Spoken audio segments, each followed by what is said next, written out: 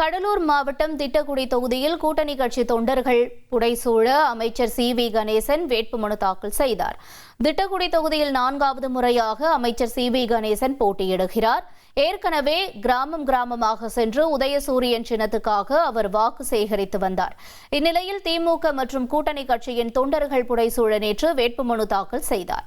வேட்புமனு தாக்கலுக்கு முன்னதாக அண்ணா சிலைக்கு மாலை அணிவித்து மரியாதை செலுத்தினார்.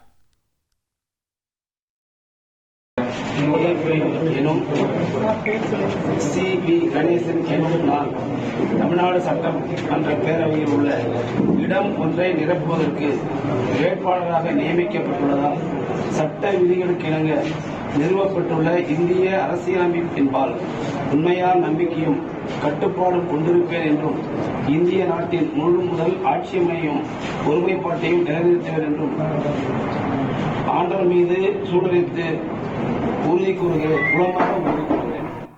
1,27,00,000 மனங்களை வென்ற தந்தி டிவி யூடியூப் சேனல். தவிர்க்க முடியாத தம்ப்நெயில்ஸ், கலக்கலான கான்டென்ட்ஸ். நீங்களும் இந்த குடும்பத்தில் இணைய இப்பவே சப்ஸ்கிரைப் பண்ணுங்க. அசுரபலம் கொண்ட எங்கள் டிஜிட்டல் கரங்களில் உங்கள் விளம்பரங்களை சேர்க்க வாட்ஸ்அப் பண்ணுங்க. 8939888838. Email advttv@dttv.in.